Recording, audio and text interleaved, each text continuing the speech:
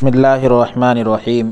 نحمدہ ونصلی ونسلم علی رسولہ الکریم اما بعد۔ معزز سامعین اکرام، السلام علیکم ورحمۃ اللہ وبرکاتہ۔ باب العلم انواریہ ایجوکیشنل سوسائٹی و جامعہ انواریہ حیدرآباد انڈیا کے زیر اہتمام تفسیر مظہری کا سلسلہ وار درس آپ کی خدمت میں پیش کیا جا رہا ہے۔ بیات شیخ المشائخ حضرت مولانا سید محمد عبد القدیر حسینی چشتی بخاری المعروف نورانی پاشا رحمۃ اللہ علیہ و برائے صحت کاملہ و عاجلہ و درازی عمر سیدہ فرحت فاطمہ المعروف سعدیہ حسینی حفظہ اللہ۔ سورہ نساء کی آیت نمبر 10 تک ہم تلاوت کر چکے ہیں اور آیت نمبر 11 سے آج ہمارے درس کا آغاز ہے۔ تفسیر مظہری جلد نمبر 2 سورہ نساء آیت نمبر 11، اور یہ چوتھے پارے کے 12ویں رکوع سے آج 13ویں رکوع سے ہمارے درس کا آغاز ہے۔ آیت میراث یعنی میراث کے احکام اس میں انشاءاللہ تعالی آئیں گے۔ آیت مبارکہ سماعت فرمائیں۔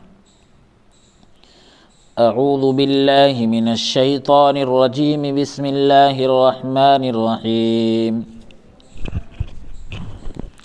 یوصیکم اللہ فی اولادکم للذکر مثل حظ الانثیین فإن كن نساء فوق اثنتين فلهن ثلثا ما ترك وإن كانت واحدة فلها النصف ولأبويه لكل واحد منهما السدس مما ترك إن كان له ولد فإن لم يكن له ولد وورثه أبواه فلأمه الثلث فإن كان له إخوة فلأمه السدس من بعد وصية يوصي بها أو دين آباؤكم وأبناؤكم لا تدرون أيهم أقرب لكم نفعا فريضة من الله إن الله كان عليما حكيما۔ حکم دیتا ہے اللہ تعالی تمہاری اولاد کے بارے میں، یعنی تمہاری اولاد کی میراث کے بارے میں۔ ایک مرد کا یعنی لڑکے کا حصہ برابر ہے۔ یہ حصہ جو ہے یہ وضاحت کے لیے ہم نے بریکٹ میں اس کو ذکر کیا گیا، اس کے لیے اس کو تلاوت پڑھ دیا۔ تو ایک لڑکے کا یعنی برابر ہے 2 عورتوں کے حصے کے، یعنی ایک لڑکے کا حصہ 2 عورتوں یعنی 2 لڑکیوں کے حصے کے برابر ہے۔ پھر اگر ہوں صرف لڑکیاں 2 سے زائد، صرف لڑکیاں ہی لڑکیاں ہوں اور 2 سے زائد ہو تو ان کے لیے 2/3 ہے جو میت نے چھوڑا، اور اگر ہو ایک ہی لڑکی تو اس کے لیے نصف ہے یعنی آدھا ہے۔ یعنی وارثین میں صرف ایک ہی لڑکی ہے تو کل مال کا یعنی ٹوٹل مال کا، پورے مال کا آدھا حصہ لڑکی کو ملے گا، اور میت کے ماں باپ میں سے ہر ایک کو 6واں حصہ ملے گا اس سے جو میت نے چھوڑا، بشرطے کہ میت کی اولاد ہو۔ اگر میت کی اولاد ہو تو ماں باپ میں سے ہر ایک کو 6واں حصہ ملے گا، اور اگر نہ ہو اس کی اولاد اور اس کے وارث صرف ماں باپ ہی ہوں تو اس کی ماں کا 3واں حصہ ہے، اور اگر میت کے بھائی بہن ہوں تو ماں کا 6واں حصہ ہے۔ تو یہ بھی یہاں پر وضاحت کے لیے ترجمہ کرنے والے حضرت جو ہے انہوں نے وضاحت کے لیے ایک اور لفظ کا اضافہ کیا ہے کہ اگر اس کے وارث صرف ماں باپ ہی ہو تو ماں کا 3واں حصہ ہے، اور باقی جو ہے پورا باپ کا حصہ ہوگا۔ مطلب تو یہ باقی جو ہے باپ کا ہوگا، یہ وضاحت کے لیے حدیث پاک کے حوالے سے ذکر کیے ہیں۔ اور اگر اب ترجمہ سنیں آگے کا، اور اگر میت کے بھائی بہن ہوں فَإِن كَانَ لَهُ إِخْوَةٌ، اگر میت کے بھائی بہن ہو تو ماں کا 6واں حصہ ہے۔ اور یہ تقسیم یہ تقسیم یہ بھی جو ہے وضاحت کے لیے ذکر کر رہے ہیں۔ تو اس وصیت کو پورا کرنے کے بعد ہے جو میت نے کی،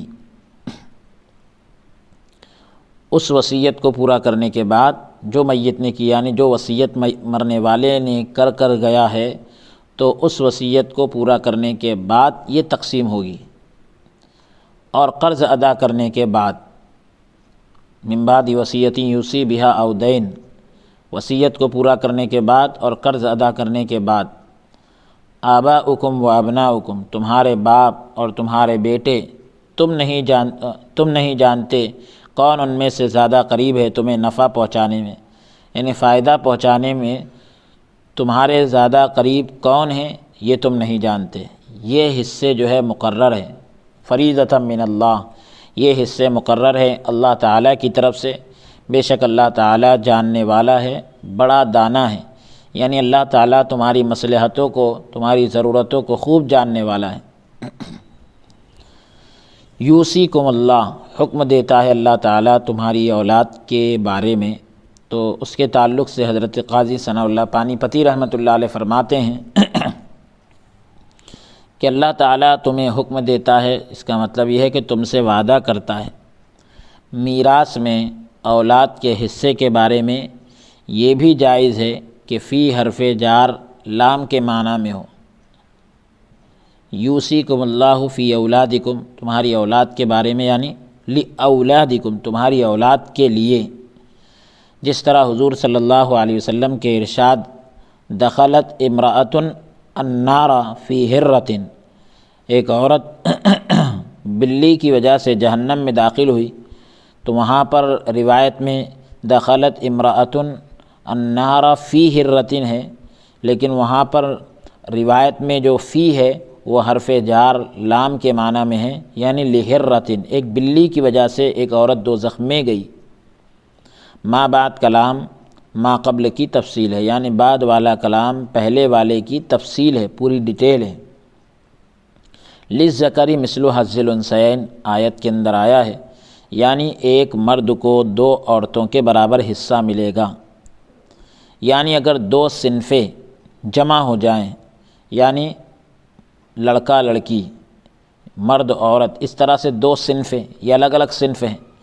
تو دونوں جمع ہو جائیں اور دو عورتوں یا زیادہ کے ساتھ ایک بچہ یا زیادہ بچے ہوں، تو مرد کو دو عورتوں کے برابر حصہ ملے گا۔ اور دلالت النص سے، یعنی شریعت کے جو مضبوط دلیل ہے، یہ دلائل کی قسمیں، دلالت النص، اشارت النص، تو یہ اصول فقہ سے جو لوگ واقف ہیں وہ اس کو اچھی طرح جانتے ہیں۔ تو اس سے یہ بھی معلوم ہو گیا، یعنی قرآن پاک کی اس واضح دلیل سے یہ بھی پتہ چل گیا کہ اگر بچہ ایک یا زیادہ ہو اور بچی ایک ہو تو بچی کو بچے کا نصف ملے گا، یعنی آدھا ملے گا۔ مذکر کے حصے کا خصوصاً ذکر اس کی فضیلت کو بیان کرنے کے لیے، خاص طور سے جو ابھی اس سے پہلے بھی آپ نے سنا کہ مردوں کے حصے کا جو خاص طور سے ذکر کیا جا رہا ہے، تو اس لیے کہ فضیلت کو بیان کرنے کے لیے اور اس بات پر آگاہ کرنے کے لیے، اس بات کو بتانے کے لیے کہ اس کا دگنا حصہ فضیلت بیان کرنے کے لیے کافی ہے۔ اس کا جو ڈبل حصہ ہے یہ اس کی فضیلت کے لیے کافی ہے۔ مردوں کے لیے عورتوں کے مقابلے میں ڈبل حصہ ہے، تو یہ مردوں کی فضیلت کے لیے کافی ہے۔ اولاد ہونے کی وجہ سے ان بچیوں کو محروم نہ رکھا جائے گا، جبکہ وہ اولاد ہونے کے اعتبار سے ایک دوسرے کے ساتھ شریک ہیں۔ یہ حکم اس وقت ہوگا جب دونوں صنفیں جمع ہوں، یعنی مرد بھی ہو اور عورتیں بھی ہوں، تو یہ حکم اس وقت ہوگا۔ اگر اولاد صرف بچیاں ہوں تو پھر حکم یہ ہوگا، یعنی آپ نے سن لیا کہ 2/3 ان کو ملے گا، فلہن ثلث ما ترک، 2 سے زائد بچیاں ہوں تو ان کو ثلث ملے گا، 2 ثلث، اور اگر ایک ہی لڑکی ہو تو اس کو آدھا ملے گا۔ پوری آیت کے اندر مکمل وضاحت ہے۔ اب مرد کو عورت کے مقابل میں جو ڈبل حصہ ملتا ہے، تو اس کے تعلق سے اتنی بات کہنا کافی ہے کہ اللہ تبارک و تعالیٰ نے مرد پر ذمہ داریاں بھی زیادہ ڈالی ہے۔ عورت کے اوپر کوئی کسی کے نفقے کی ذمہ داری نہیں ہے۔ اگر مرد جو ہے شوہر ہے تو بیوی کا نفقہ اس کے ذمے ہے، باپ ہے تو بیٹی کا نفقہ اس کے ذمے ہے، اسی طریقے سے بیٹا ہے تو ماں کا نفقہ اس کے ذمے ہے۔ بہرحال مختصر یہ کہ عورت کو اللہ تبارک و تعالیٰ نے ساری ذمہ داریوں سے، یعنی نفقے کی کوئی ذمہ داری اس کے سر نہیں رکھی، بلکہ اگر وہ بیٹی ہے تو اس کا باپ اس کا خرچ اٹھائے گا، اگر وہ بہن ہے تو بھائی خرچ اٹھائے گا۔ تو اس لیے اللہ تبارک و تعالیٰ نے اس کو جو یہ حصہ دیا ہے یہ بھی اس کے لیے کافی ہے، لہٰذا یہاں اعتراض کی کوئی گنجائش باقی نہیں رہتی۔ سوال: ضمیر مؤنث کیوں ذکر کی گئی؟ تو اس کا جواب یہ دے رہے ہیں کیونکہ خبر مؤنث ہے، اس لیے ضمیر کو مؤنث ذکر کیا، یا ضمیر جو ہے ان مذکورہ بچیوں کی طرف لوٹ رہی ہے جو اولاد کے ضمن میں مذکور ہے۔ آپ دیکھیں اکثر جگہ پر فلہن نصف آ رہا ہے، فلہن ثلث ما ترک، ضمیر جو ہے مؤنث لائی جا رہی ہے، تو اس لیے کہ ان مذکورہ بچیوں کی طرف لوٹ رہی ہے جو اولاد کے ضمن میں مذکور ہے، یعنی ذکر کی گئی ہے۔ فوق اثنتین دوسری خبر ہے، فَإِن كُنَّ نِسَاءً فَوْقَ اثْنَتَيْنِ، تو فوق اثنتین یہ جو ہے دوسری خبر ہے یا نساء کی صفت ہے، مراد ہے بچیاں دو سے زیادہ ہوں۔ فَلَهُنَّ ثُلُثَ مَا تَرَکَ، تو ما ترک کا مطلب یہ ہے کہ تمہارا فوت ہونے والا یعنی انتقال کرنے والا جو چھوڑ کر جائے اس کا 2/3 یعنی 2/3۔ اولاد کے ضمن میں جس بچی کا ذکر تھا تو ہیا ضمیر جو ہے اسی کی طرف لوٹ رہی ہے، یعنی مؤنث کی ضمیر جو ہے اسی کی طرف لوٹ رہی ہے۔ وَإِن كَانَتْ وَاحِدَةً فَلَهَا النِّصْفُ، وہ ایک ہو تو اس کے لیے نصف ہے یعنی آدھا ہے۔ نافع نے واحدہ کو مرفوع پڑھا ہے، وَإِن كَانَتْ وَاحِدَةٌ پڑھا ہے، یعنی پیش کے ساتھ پڑھا ہے، مرفوع کا مطلب پیش کے ساتھ، کیونکہ ان کے نزدیک کانا جو ہے تامہ ہے، تو یہ کانا جو ہے افعال ناقصہ آپ حضرات جانتے ہیں نحو کی ایک اصطلاح ہے، قاعدہ ہے، تو ان کے نزدیک یعنی نافع کے نزدیک کانا جو ہے تامہ ہے، باقی قرآن نے خبر ہونے کی حیثیت سے منصوب پڑھا ہے، یعنی وَإِن كَانَتْ، تو کانا کی اس کو خبر پڑھ کر کانت واحدتاً پڑھا ہے۔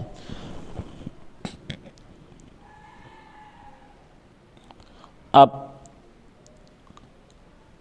آیت میں 2 بچیوں کا ذکر نہیں فرمایا۔ حضرت ابن عباس رضی اللہ عنہما نے کہا کہ ان کا حکم وہی ہے جو ایک بچی کا ہے، کیونکہ یہ 2 مذکورہ حصوں سے کم ہے، اور کم جو ہے یقیناً ثابت ہوتا ہے، جبکہ صحیح قول یہ ہے کہ 2 کے لیے بھی ثلث ہے، یعنی 1/3 ہے، تہائی ہے۔ اس پر علماء کا اجماع ہے، اتفاق ہے۔ ایک قول یہ کیا گیا، ایک بات یہ بھی کہی گئی ہے کہ فوقہ کا جو لفظ ہے وہ زائدہ ہے، جس طرح رب العالمین کے اس ارشاد میں ہے فَضْرِبُوا فَوْقَ الْأَعْنَاقِ، اور اس کی تائید وہ حدیث بھی کرتی ہے جو ہم نے سعد بن ربیعہ سے ذکر کی ہے۔ آیت جو ہے ان دونوں میں نازل ہوئی۔ ایک قول یہ کیا گیا ہے، ایک بات یہ بھی کہی گئی کہ حکم جو ہے 2 بہنوں پر قیاس کرنے سے ثابت ہوا، کیونکہ اللہ تعالیٰ نے ایک بہن کے لیے نصف حصہ فرمایا، یعنی آدھا حصہ فرمایا کہ پورے مال کا آدھا ملے گا، جس طرح ایک بچی کے لیے نصف حصہ معین فرمایا،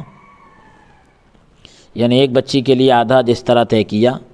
تو یہ 2 بہنوں پر قیاس کرنے سے ثابت ہوا۔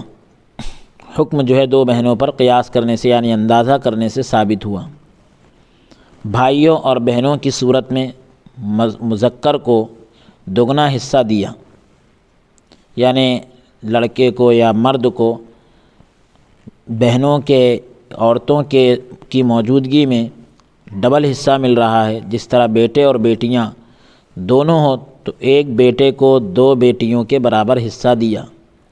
2 بہنوں کے لیے 2 ثلث، اسی طرح 2 ثلث یعنی 2/3، اسی طرح 2 بیٹوں کے لیے 2 ثلث ہوگا، تو سنت اور اجماع سے یہ ثابت ہوا کہ 2 سے زیادہ بہنوں کا حصہ 2 بہنوں کی طرح ہے، جو نص یعنی دلیل سے واضح ہے۔ جو بچیوں کا حصہ 2 سے زیادہ بچیوں کی طرح ہوگا، جن کا حصہ نص یعنی دلیل سے ثابت ہے، یعنی 2 ثلث 2 تہائی، اس وجہ سے 2 بچیوں کو ایک کے ساتھ شامل کرنے کی کوئی وجہ نظر نہیں آتی، کیونکہ جب بیٹی ایک لڑکے کے ساتھ شامل ہو تو اس کو ثلث یعنی 1 تہائی ملے گا۔ جب اس کے ساتھ صرف ایک اور بیٹی شامل ہو تو پھر ثلث سے کم کیسے ہو سکتا ہے؟ اس لیے ثابت ہوا کہ 2 بیٹیوں کو بھی 2 ثلث ملے گا، واللہ عالم۔ یعنی 2 سے زائد کو جس طرح 2 ثلث ملیں گے تو 2 کو بھی 2 ثلث ملیں گے، واللہ عالم۔ حقیقت حال اللہ رب العالمین جاننے والا ہے۔ جب لڑکا ایک ہی ہو اور اس کے ساتھ کوئی عورت شامل نہ ہو تو اس کا ذکر نہیں، آیت میں اس کا ذکر نہیں۔ یہ اس بات پر دلالت کرتا ہے، اس بات کو بتا رہا ہے کہ مال جو ہے سارے کا سارا یعنی پورا جو ہے اسی کا ہوگا۔ لڑکا اگر ایک ہی ہے اور کوئی عورت وغیرہ اس کے ساتھ شامل نہیں ہے تو پھر للذکر مثل حظ الانثیین، یعنی مرد کو عورت کے مقابل میں ڈبل ملے گا، وہ قاعدہ بھی نہیں چلے گا۔ صرف لڑکی ہو تو بتایا گیا کہ اس کو آدھا ملے گا، تو اگر صرف لڑکا ہی ہو تو اس کا کوئی قاعدہ ذکر نہیں کیے، تو بتا رہے ہیں کہ اس سے اس بات کی طرف اشارہ ہے کہ پورا مال جو ہے اس لڑکے کا ہی ہوگا، کیونکہ وہ مؤنث کے مقابلے میں زیادہ وراثت کا مستحق ہوتا ہے، حقدار ہوتا ہے، اسے محروم کرنا جائز نہیں ہوگا۔ اگر اس کا بھی بعض حصہ ہوتا یعنی پورے میں سے کچھ ملتا اس کو بھی، تو ضرورت کے وقت اس سے خاموشی اختیار کرنا جائز نہ ہوتا، یعنی لڑکے کے بارے میں آیت خاموش نہ رہتی،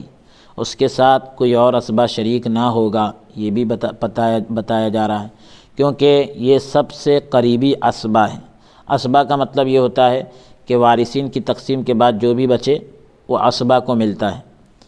اب وہ کسی اور کے لیے کوئی حصہ نہ چھوڑے گا، یعنی لڑکا جو ہے وہ خود اسبہ سے بڑھ کر ہے، تو لہٰذا پورا کا پورا مال جو لڑکا ہوگا اس کو دیا جائے گا۔ ایک اور دلیل یہ بھی ہے کہ جب اللہ تبارک و تعالیٰ نے مرد کے لیے عورت کا دگنا معین کیا ہے، یعنی عورت کے مقابل میں ڈبل طے کیا ہے، جب لڑکی اکیلی ہو تو اسے نصف یعنی آدھا ملتا ہے، تو لازماً جب لڑکا اکیلا ہوگا تو لڑکی سے دگنا ملے گا، وہی کل ہے۔ سبحان اللہ۔ پھر سے آپ اس نقطے کو سماعت فرمائیں۔ آپ دلیل ارشاد فرما رہے قاضی ثناء اللہ پانی پتی رحمۃ اللہ علیہ کہ جب اللہ تعالیٰ نے مرد کے لیے عورت کا دگنا متعین کر دیا، للذکر مثل حظ الانثیین، مرد کے لیے عورت کے مقابل میں ڈبل ہے، تو جب یہ قرآن نے بتا دیا کہ لڑکی اکیلی ہو تو اس کو آدھا ملتا ہے، تو اس سے یہ بات بھی پتہ چل رہی ہے کہ جب لڑکا اکیلا ہوگا تو لڑکی سے اس کو ڈبل ہی ملے گا، اور ڈبل کیا ہے؟ وہ کل ہے، پورا کا پورا ہے، آدھے کا ڈبل تو پورا ہی ہوا۔ تو جب یعنی اس سے یہ پتہ چل رہا ہے کہ حضرت فرما رہے ہیں کہ للذکر مثل حظ الانثیین سے یہ پتہ چل رہا ہے کہ اللہ تعالیٰ نے اس کا بھی حکم نازل فرما دیا اشارتاً، کہ اگر لڑکا اکیلا ہو تو اس کو پورا مال ملے گا، لڑکی کا ڈبل، یعنی لڑکی ہو تو آدھا، اب لڑکا ہو تو اس کو ڈبل یعنی پورا کا پورا مال اس کو ملے گا۔ جب اکیلے لڑکے کی صورت میں تمام مال اس کا ہوتا ہے تو صلبی بچہ ہونے کی صورت میں پوتے، صلبی یعنی جو اس کی صلب سے جو بچہ ہو تو اس کی ہونے کی صورت میں پوتے مذکر ہو یا مؤنث ہو یا ملے جلے ہو، بالاجماع وہ اس سے محروم ہوں گے، یعنی بالاتفاق جو ہے وہ محروم ہوں گے، کیونکہ بیٹے کے ہونے کی صورت میں یہ پوتے یعنی پوتے ہو یا پوتیاں ہوں تو بہرحال ان کے تعلق سے یہ کہا گیا کہ وہ اس سے جو ہے محروم ہوں گے، یعنی اس بیٹے کی وجہ سے ان کو وراثت نہیں ملے گی، کیونکہ اصل حقدار موجود ہے، لہٰذا اصل کے ہوتے ہوئے فرع کی طرف نہیں جایا جاتا۔ مسئلہ، تمام علماء کا اس بات پر اجماع ہے، اتفاق ہے کہ بیٹا نہ ہونے کی صورت میں پوتے جو ہے وہ بیٹوں کے قائم مقام ہوں گے، پوتے زیادہ ہوں یا ایک ہوں، جبکہ پوتیاں نہ ہو تو تمام مال، پورا مال ان کا ہوگا۔ اگر صرف ایک پوتی ہو تو اسے نصف ملے گا، یعنی جیسے ایک بیٹی ہو تو آدھا ملتا ہے، تو بیٹی نہ ہونے کی صورت میں پوتی کو آدھا مل جائے گا، یعنی صرف پوتی ہو۔ اگر زیادہ ہو، یعنی پوتیاں ایک سے زیادہ ہو تو انہیں 2 ثلث ملے گا۔ اگر ملے جلے ہوں تو مذکر کو مؤنث سے دگنا ملے گا، یعنی لڑکا لڑکی اس طرح سے ہو تو جو لڑکے کے مقابلے میں یعنی لڑکی کے مقابلے میں لڑکے کو ڈبل ملے گا۔ اگر پوتے پوتیاں ملے جلے ہوں، ساتھ ہی ایک سلبی یا زیادہ سلبی لڑکیاں ہوں، یعنی جو سلب سے جو اس کی لڑکیاں ہوں، تو سلبی بچی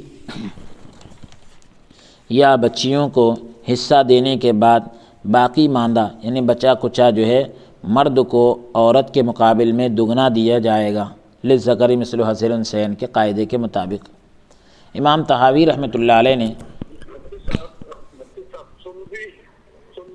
سلبی کا مطلب یہ ہوتا ہے کہ جو اس کی پشت سے ہو، یعنی اس کی حقیقی اولاد۔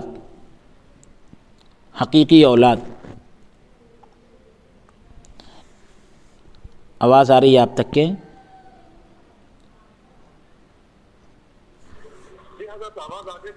جی، امام طحاوی رحمۃ اللہ علیہ نے حضرت عائشہ صدیقہ رضی اللہ تعالی عنہا سے اسی طرح روایت کیا ہے کہ حضرت عائشہ صدیقہ رضی اللہ تعالی عنہا نے 2 حقیقی بیٹیوں کی موجودگی میں پوتے پوتیوں کو تیسرے حصے میں اور 2 حقیقی بہنوں کی موجودگی میں باپ کی طرف سے بہن بھائیوں کو تیسرے حصے میں حسب ضابطہ شریک کیا۔ حسب ضابطہ یعنی اصول کے مطابق شریک کیا۔ یہ روایت شرح معانی الآثار کتاب الفرائض باب الرجل یموت ویترک بنتن جلد نمبر 2 صفحہ نمبر 428 سے لی گئی۔ اور ایک بیٹی یا زیادہ بیٹیوں کی صورت میں ایک مذکر یا زیادہ مذکروں کے لیے جو کچھ باقی بچے گا وہ ہوگا، کیونکہ حضور صلی اللہ علیہ وسلم کا فرمان ہے کہ فرائض کا مطلب معین حصے، طے شدہ حصے، تو فرائض جو ہے صاحب فرائض کو دو، یعنی جن کے بارے میں حصے طے کیے گئے ان کو حصے دے دو۔ جو فرائض سے بچے وہ مذکر ولی کو دو۔ مذکر ولی یعنی جو ایسا مرد جس کی سرپرستی میں یہ بچے ہوں۔ تو یہ روایت صحیح بخاری کتاب الفرائض جلد نمبر 2 صفحہ نمبر 997 سے لی گئی۔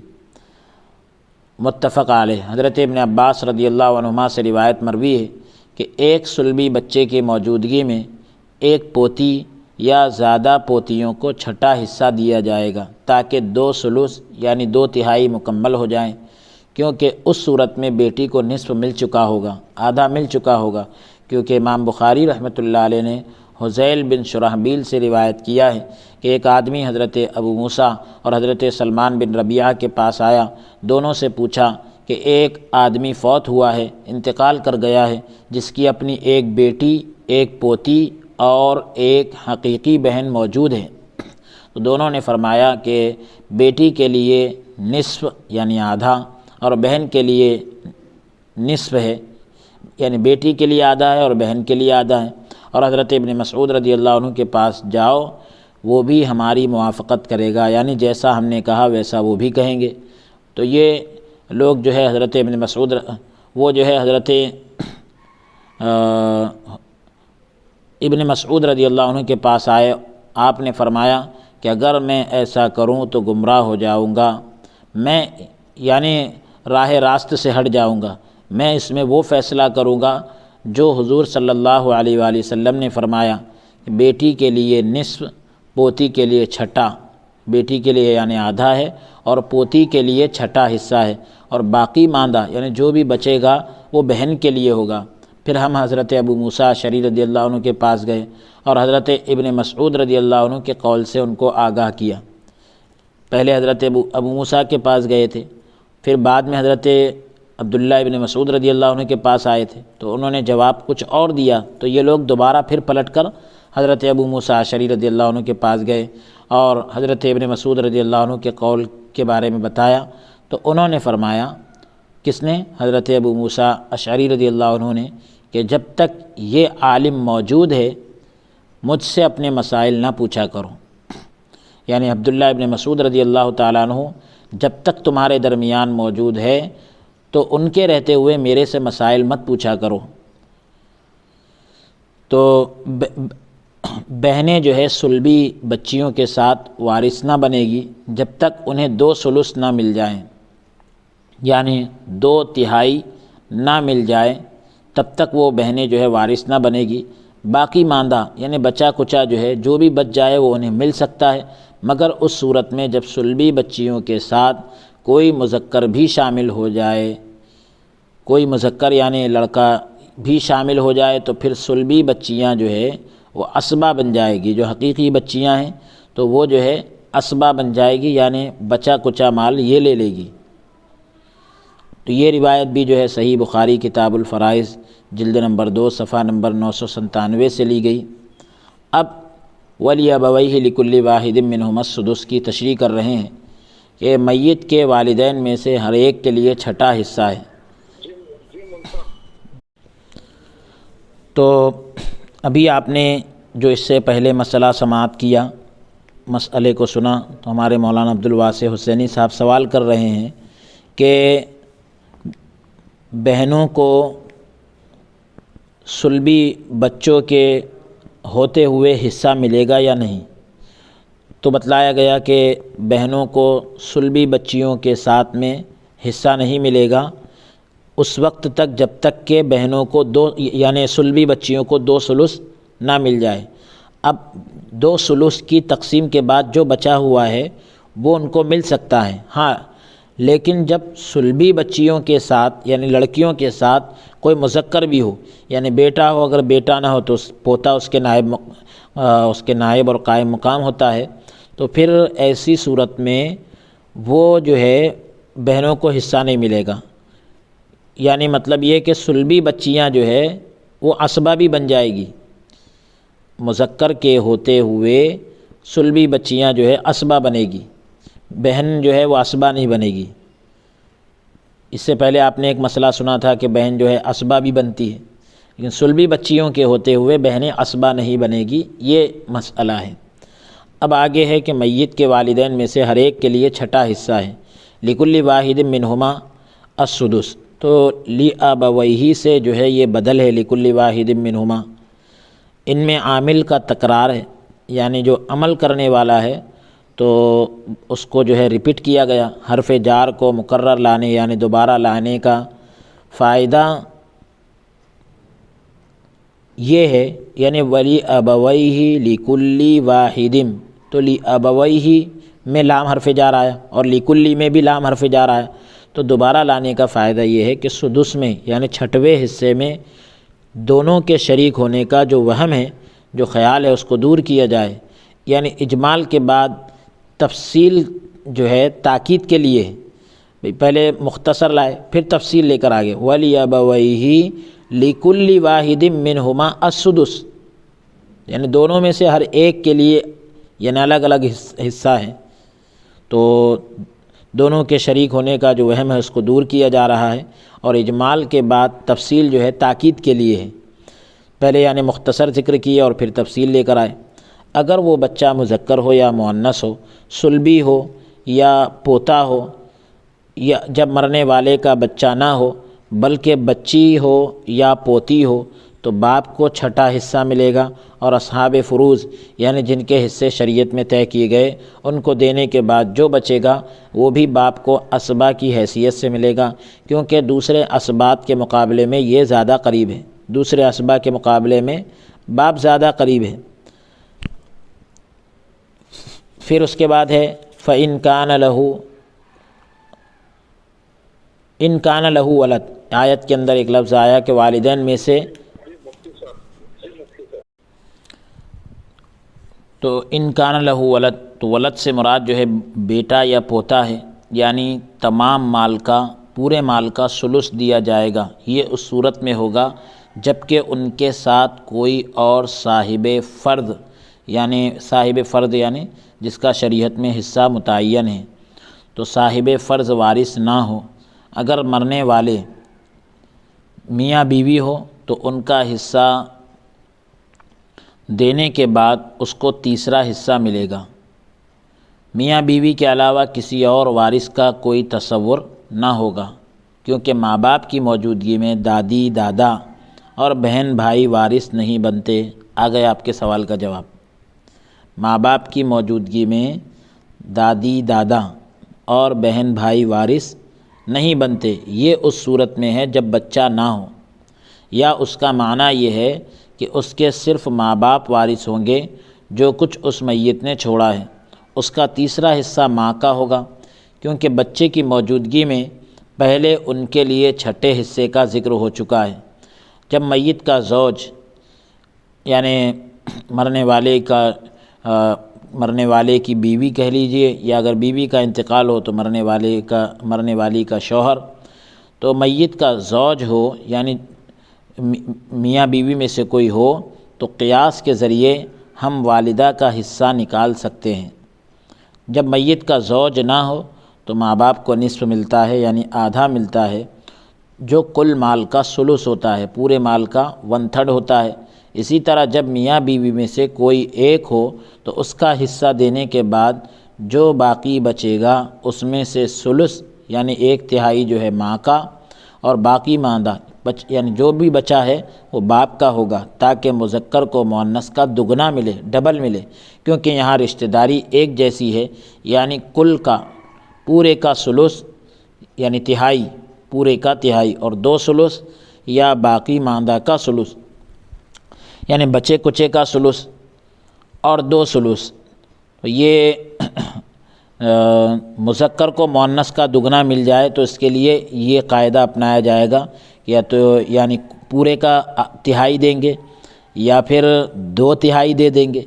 یا پھر جو بھی مال بچ جائے اس کا ثلث یا باقی بچے کچے کا 2 ثلث، اس طریقے سے تقسیم ہوگی۔ حضرت ابن مسعود رضی اللہ تعالیٰ عنہ سے روایت مروی ہے کہ حضرت عمر ابن خطاب رضی اللہ تعالیٰ عنہ جس راہ چلتے یعنی جو راستے پر چلتے ہم بھی اسی کی اتباع کرتے، اسی کی پیروی کرتے، یعنی ان کے نقش قدم پر چلتے، اسے آسان پاتے۔ آپ سے ایک عورت اور والدین کے بارے میں پوچھا گیا، آپ نے ارشاد فرمایا بیوی کے لیے 1/4 اور باقی ماندہ میں سے یعنی جو بچ جائے اس میں سے ماں کے لیے تیسرا حصہ، اور بقایا سب باپ کا، پورا جو بچے وہ سب والد کا ہوگا۔ الدر المنصور جلد نمبر 2 صفحہ نمبر 223 پر یہ روایت موجود ہے۔ پھر سے روایت کو سن لے کہ حضرت عمر ابن خطاب رضی اللہ تعالیٰ عنہ سے ایک عورت اور والدین کے بارے میں پوچھا گیا تو آپ نے ارشاد فرمایا کہ بیوی کے لیے 1/4 یعنی 1/4،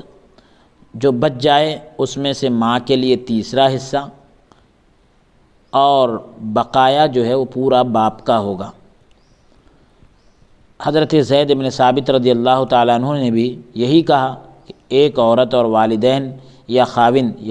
یعنی شوہر اور والدین میں یوں وراثت تقسیم ہوگی، یعنی اس طرح سے تقسیم ہوگی کہ میاں بیوی کا حصہ ادا کرنے کے بعد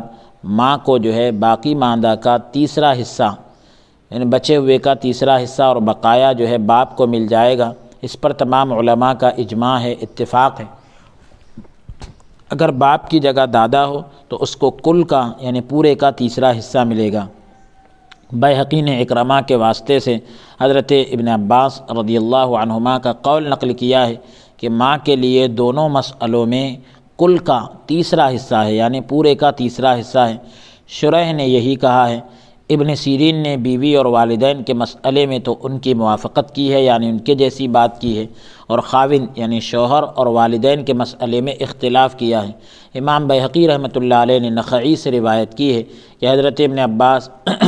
رضی اللہ تعالیٰ عنہما نے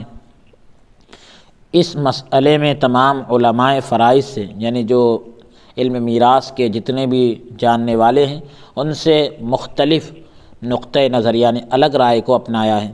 وورثہ ابواہ کے قول کے بعد باپ کے حصے سے خاموشی اختیار کرنا اس بات پر دلالت کرتا ہے کہ باقی 2 ثلث جو ہے وہ باپ کا ہوگا، کیونکہ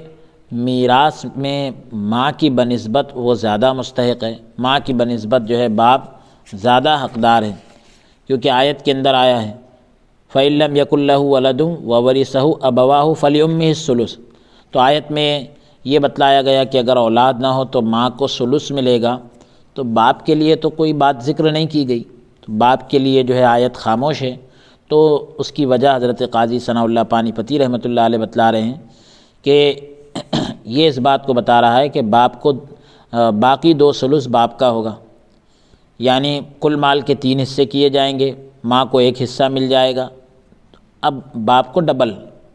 2 ثلث مل جائیں گے۔ تو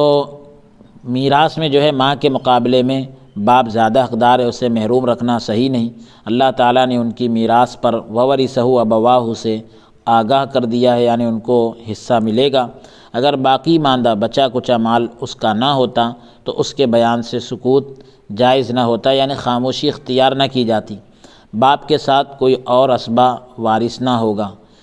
کیونکہ بیٹے کی عدم موجودگی میں، یعنی بیٹے کے نہ ہوتے ہوئے وہی سب سے قریبی اسبہ ہے، یعنی اگر بیٹا ہے تو بیٹا اسبہ بن جائے گا، اس کے نہ ہوتے ہوئے باپ جو ہے سب سے زیادہ قریبی ہے، پس وہ کسی غیر کے لیے کوئی چیز نہ چھوڑے گا۔ یہ آیت اس بات پر بھی دال ہے، اس بات پر بھی دلالت کر رہی ہے کہ اگر اکیلی ماں وارث ہو تو بدرجہ اولیٰ اس کو تیسرا حصہ ملے گا، زیادتی پر اس کی کوئی دلیل نہ ہوگی۔ پھر اس کے بعد ہے فَإِن كَانَ لَهُ إِخْوَةٌ، پھر اگر اس کے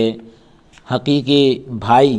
یا باپ کی طرف سے یا ماں کی طرف سے بھائی ہو، تو اخوتن کا جو اطلاق ہے، یعنی یہ لفظ جو ہے زیادتی پر کوئی دلیل نہ ہوگی۔ جی یعنی بھائی یہ آیت اس بات کو بتا رہی ہے کہ اگر اکیلی ماں وارث ہو تو بدرجہ اولیٰ اس کو تیسرا حصہ ملے گا، تیسرے حصے سے زیادتی پر اس کی کوئی دلیل نہ ہوگی۔ اب اس کے بعد ہے حقیقی بھائی یا فَإِن كَانَ لَهُ إِخْوَةٌ، تو بھائی چاہے باپ کی طرف سے ہو یا ماں کی طرف سے، اخوتن کا جو لفظ ہے اس کا اطلاق ایک سے زیادہ پر ہوتا ہے، یعنی ایک سے زیادہ کے لیے یہ لفظ بولا جاتا ہے۔ اس پر تمام علماء کا اجماع ہے، اتفاق ہے، خواہ یعنی چاہے وہ مذکر ہو یا مؤنث ہو یا ملے جلے ہوں، یعنی دونوں بھی ہوں، مرد بھی ہو اور عورتیں بھی ہوں۔ فرائض اور وصیت کے باب میں میراث کے بارے میں جمع کا صیغہ جہاں بھی استعمال ہو تو اس کی صورتحال یہی ہوگی، اس پر علماء کا اجماع ہے، یعنی اتفاق ہے۔ حضرت ابن عباس رضی اللہ عنہما نے کہا کہ 3 سے کم بہن بھائی ماں کے حصے کے تیسرے حصے سے چھٹے حصے تک کم نہیں کر سکتے۔ 3 سے کم بھائی ماں کے حصے کے تیسرے حصے سے ماں کے حصے کا جو تیسرا حصہ ہے تو کم تو کریں گے، لیکن کہاں تک؟ چھٹے حصے تک، اس سے زیادہ کم نہیں کریں گے، کیونکہ چھٹا حصہ وضاحت کے ساتھ موجود ہے، اولاد ہونے کی صورت میں بھی بتایا گیا، اولاد نہ ہونے کی صورت میں بھی بتایا گیا، تو مطلب یہ کہ کم کریں گے تو تیسرے سے چھٹے تک کم کریں گے، لیکن چھٹے حصے سے کم تو نہیں ہوگا۔ حاکم نے روایت کیا اور اسے صحیح قرار دیا۔ حضرت عبداللہ ابن عباس رضی اللہ عنہما حضرت عثمان رضی اللہ عنہ کے پاس گئے اور کہا 2 بھائیوں کی وجہ سے آپ جو ہے ماں کے حصے کو 1/3 سے کم کر کے چھٹے حصے تک کیسے کر دیتے ہیں، حالانکہ 2 بھائی جو ہے اخوتن نہیں، یعنی فَإِن كَانَ لَهُ إِخْوَةٌ فَلِأُمِّهِ السُّدُسُ آیا ہے، تو 2 بھائی کو آپ جو ہے اخوتن کیسے قرار دیتے ہیں، یعنی اخوتن تو جمع کا صیغہ ہے۔ حضرت عثمان غنی رضی اللہ عنہ نے جواب دیا، میں اس امر کو کیسے رد کر سکتا ہوں، یعنی اس معاملے کو کیسے رد کر سکتا ہوں جو مجھ سے پہلے جاری وساری ہے، یعنی چل رہا ہے، شہروں میں عام ہے اور لوگ اس پر عامل ہے، یعنی عمل کر رہے ہیں۔ گویا حضرت عثمان غنی رضی اللہ تعالیٰ عنہ نے اجماع سے استدلال کیا، یعنی اجماع سے دلیل پیش کی، اجماع کو دلیل بنایا۔ حضرت زید بن ثابت رضی اللہ تعالیٰ عنہ نے ایک اور جواب دیا۔ لوگوں نے آپ سے پوچھا، اے ابو سعید، اللہ تعالیٰ ارشاد فرماتا ہے فَإِن كَانَ لَهُ إِخْوَةٌ فَلِأُمِّهِ السُّدُسُ، کہ اگر بھائی ہوں تو ماں کے لیے چھٹا حصہ ہے، جبکہ آپ جو ہے 2 بھائیوں کی وجہ سے ہی محروم کر دیتے ہیں۔ تو آپ نے فرمایا عرب جو ہے 2 بھائیوں کو بھی اخوتن کہتے ہیں، فَإِنْ كَانَ لَهُ إِخْوَةٌ، تو اخوتن سے مطلب یہ کہ لوگ یہ سمجھ رہے تھے 2 سے زیادہ بھائی ہونا چاہیے۔ تو حضرت زید بن ثابت رضی اللہ عنہ نے کہا کہ نہیں، عرب کے لوگ جو ہے 2 بھائیوں کو بھی اخوتن کہتے ہیں۔ اسی طرح حضرت عثمان غنی رضی اللہ تعالیٰ عنہ نے فرمایا کہ بھئی یہ معاملہ جاری و ساری ہے، عام ہے، تو اجماع کو آپ نے دلیل بنایا کہ یعنی 2 بھائی جو ہے ان کے ہونے کی وجہ سے بھی ماں کو چھٹا حصہ ملے گا، یعنی ثلث سے کم کر دیے نا۔ فَإِنْ كَانَ لَهُ إِخْوَةٌ فَلِأُمِّهِ السُّدُسُ آیا ہے، اگر کوئی نہ ہو تو ثلث ملتا ہے، اگر بھائی ہو تو سدس ملتا ہے۔ تو لوگ یہ سمجھ رہے تھے کہ 2 سے زیادہ بھائی ہونا چاہیے، یعنی 3 ہونا چاہیے، 4 ہونا چاہیے تو سدس ملے گا، لیکن جو ہے حضرت عثمان غنی رضی اللہ تعالیٰ عنہ نے، حضرت زید بن ثابت رضی اللہ تعالیٰ عنہ نے 2 بھائیوں کے ہوتے ہوئے ہی ماں کو جو ہے ثلث سے کم دیا، یعنی چھٹواں حصہ دیا۔ تو یہ لوگوں نے بتایا کہ نہیں، اخوتن کا جو لفظ ہے 1 سے زیادہ کے لیے بولا جاتا ہے، یعنی 2 کے لیے بھی جمع کا صیغہ آتا ہے۔ تو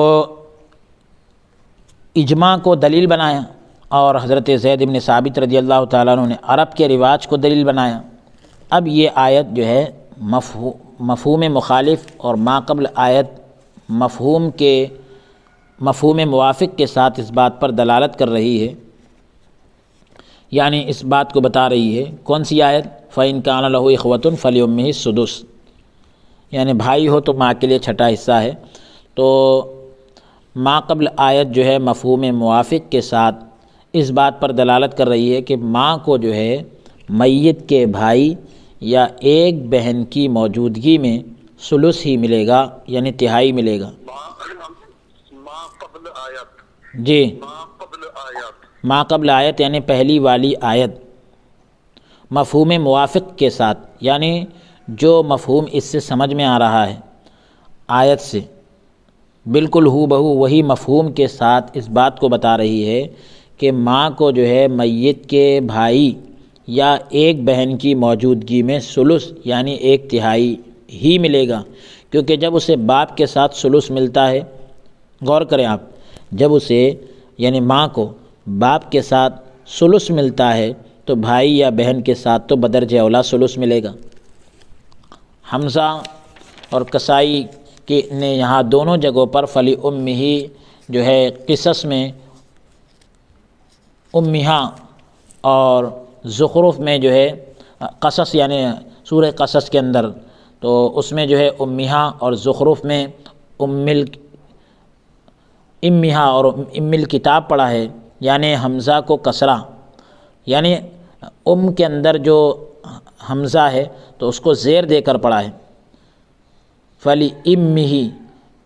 امہی جیسے فلی امہی پڑھ رہے ہیں نا ہم، تو حمزہ نے جو ہے اس کو فلی امہی پڑھا ہے۔ تو حمزہ کو کسرہ، ما قبل حرف کو کسرے کی اتباع کے طور پر، یعنی پہلے والے حرف کو زیر دے کر اس کی پیروی کے طور پر پڑھا ہے۔ باقی قراء نے حمزہ کو اپنے اصل پر رکھتے ہوئے مضموم یعنی پیش کے ساتھ پڑھا ہے۔ جب کا کلمہ جمع کی طرف مضاف ہو تو اس کا حمزہ کسرہ کے بعد یعنی زیر کے بعد آئے گا۔ یہ کل 4 مواقع میں ہے، یعنی 4 جگہوں میں ہے، ٹوٹل 4 جگہوں میں۔ ایک تو سورہ نحل میں، وہاں پر ہے من بطون امہاتکم، اسی طرح سورہ نور میں، اور اسی طرح سورہ زمر میں، اور اسی طرح سورہ نجم میں۔ تو جو حمزہ وصل میں حمزہ اور میم دونوں کو کسرہ دیتے ہیں، تو کسائی وصل میں جو ہے یعنی ملانے کی صورت میں صرف حمزہ کو کسرہ یعنی زیر دیتے ہیں، اور میم کو فتح یعنی زبر دیتے ہیں۔ باقی قراء نے، باقی قاری حضرات نے دونوں حالتوں میں حمزہ کو ضمہ یعنی پیش اور میم کو فتح کے ساتھ پڑھا ہے، میم کو فتح دیتے ہیں، یعنی باقی قراء حضرات جو ہے دونوں حالتوں میں حمزہ کو پیش اور میم کو زبر دیتے ہیں، ما یعنی باقی دونوں حالتوں میں۔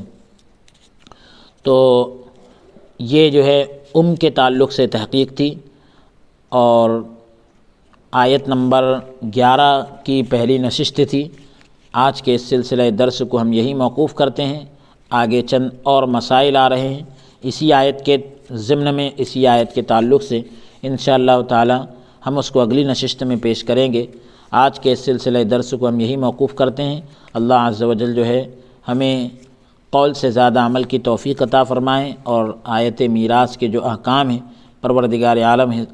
ہمیں اسے سمجھ کر پڑھنے اور اس پر عمل پیرا ہونے کی توفیق عنایت فرمائیں، اور اس کے مطابق عمل کرنے کی توفیق عطا فرمائیں۔ وصلی اللہ تعالی وسلم علی خیر خلق سیدنا محمد وعلی آلہ واصحابہ اجمعین، والحمد للہ رب العالمین۔